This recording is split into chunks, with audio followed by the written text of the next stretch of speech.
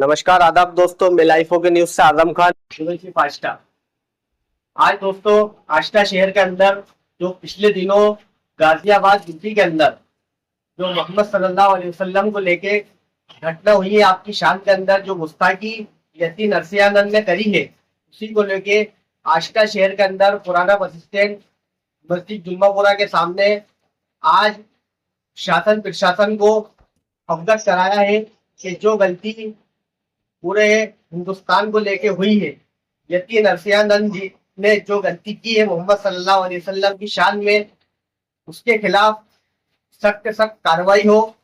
इसी को लेके आज पूरे आष्टा शहर के लोगों ने एक प्रदर्शन के रूप में ना कि एक ज्ञापन दिया है अनुभागीय अधिकारी एचओ के साथ को कि इस नरसिंहानंद ने जो गलती की है ये दोबारा हिंदुस्तान के अंदर ना हो। ये जिसने हिंदुस्तान को बड़ा ही शर्मसार किया है, पूरे देश के अंदर और जगह जगह पर इसको लेकर प्रोटेस्ट हुए, मुस्लिम समाज ने किए हैं।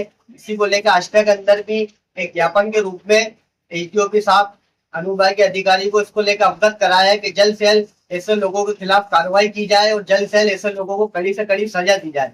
इसी को लेकर आज आष्टा के अंदर भी काफी बड़ी तादाद में मुस्लिम समाज के लोगों ने ज्ञापन दिया है के विरुद्ध पैगंबर मोहम्मद सल्लल्लाहु अलैहि वसल्लम के खिलाफ घृणास्पद और अपमानजनक भाषण देने और विशेष रूप से अल्पसंख्यक समुदाय के आपत्तिजनक टिप्पणी द्वारा निशाना बनाने के लिए शिकायत। आदरणीय महोदय, हम भारत की नागरिक आज आपको 29 सितंबर 2024 को हिंदी भवन लोहिया नगर के अमर बलिदानी मेजर आसाराम व्यंग सेवा संस्थान द्वारा आयोजित एक कार्यक्रम के दौरान उत्तर प्रदेश के गाजियाबाद में यति नरसिंहानंद द्वारा दिए गए एक बयान के संबंध में अपनी गहरी चिंता व्यक्त करते ये लिखित में शिकायत दे रहे हैं कि नरसिंहानंद द्वारा दिए गए एक बयान के संबंध में अपनी गहरी चिंता व्यक्त करते हुए लिखित शिकायत दे रहे हैं कि कार्यक्रम में शामिल लोगों की उपस्थिति में उसने पैगंबर मोहम्मद सल्लल्लाहु अलैहि वसल्लम के बारे में अपमानजनक टिप्पणी की। आरोपी नरसिंहानंद का बयान बेहद ही अपमानजनक, आपत्तिजनक और भड़काऊ में विशेष रूप से मुस्लिम समुदाय को निशाना बनाया जा रहा है गया। ये घृणास्पद भाषण बहुसंख्यक समुदाय को भड़काने, हिंसा भड़काने, शांति भंग करने क्षमता रखता है। उसे झूठे निर्धार दावे किए जिसमें लाखों करोड़ों मुस्लिम पुरुषों द्वारा सामूहिक बलात्कार का गंभीर आरोप शामिल है, जो महिलाओं की गरिमा का अपमान करने का एक जानबूझकर किया गया कृत्रिम प्रयास है।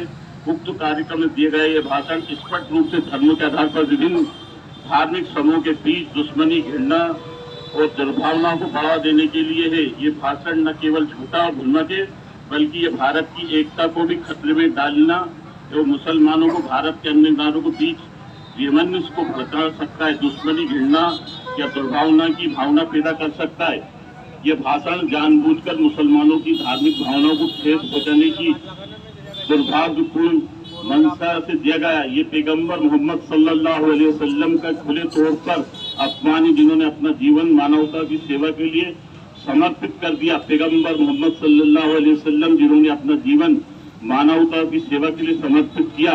पैगंबर मोहम्मद सल्लल्लाहु अलैहि वसल्लम प्रति इस तरह का अपमान मुस्लिम समुदायों को किसी समुदाय द्वारा सहन नहीं किया जा सकता और ये भारत जैसे देश में पूरी तरह के अस्वीकार या धार्मिक भावनाओं का सम्मान राष्ट्रीय एकता के लिए और महत्वपूर्ण है। उक्त नरसिंहानंद आदतन अपराधी है, जिसके विरुद्ध इसी तरह के भड़काऊ अपराध करने के कई मामले पूर्व में भी दर्ज किए।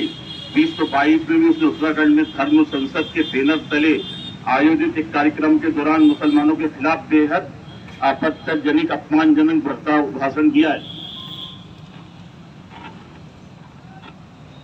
उसके खिलाफ एफआईआर दर्ज की जाए। 17 फरवरी 2022 को उसे हरिद्वार के अतिरिक्त जिला सत्र न्यायालय के सशर्त जमानत दी थी। जमानत आदेश में स्पष्ट रूप से कहा गया था कि भविष्य में वो इस तरह की अपराधियों की पुनरावृत्ति नहीं करेगा।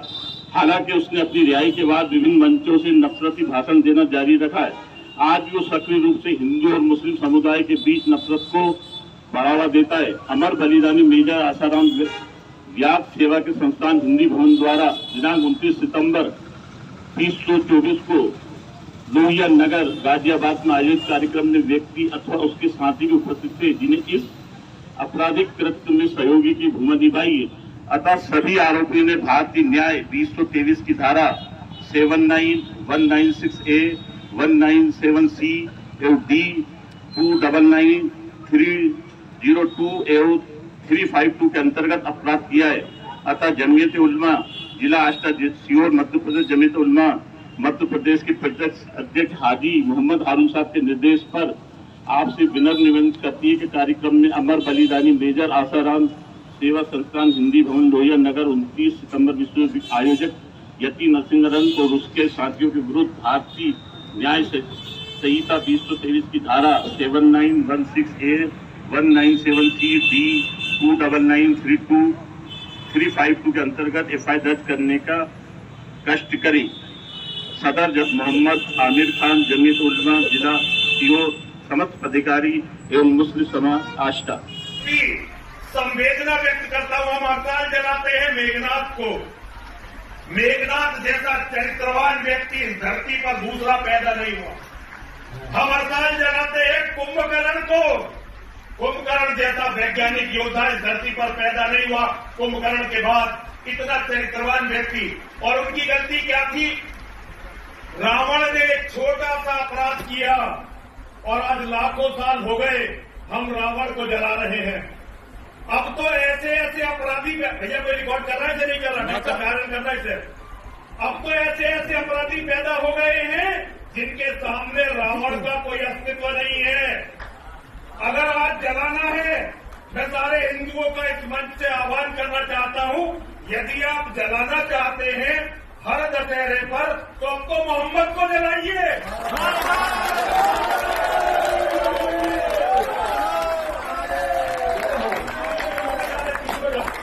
देखो, लाखों करोड़ों बहन बेटियों का बलात्कार जिस व्यक्ति हुआ वो है अरब का लुटेरा मोहम्मद। पूरी दुनिया में जो खून खराबा हो रहा है, जिसके कारण खून खराबा हो रहा है, वो है अरब का दरिंदा मोहम्मद। अगर जलाना है तो मोहम्मद के पुतले जलाने शुरू करो ताकि दुनिया मोहम्मद के बारे में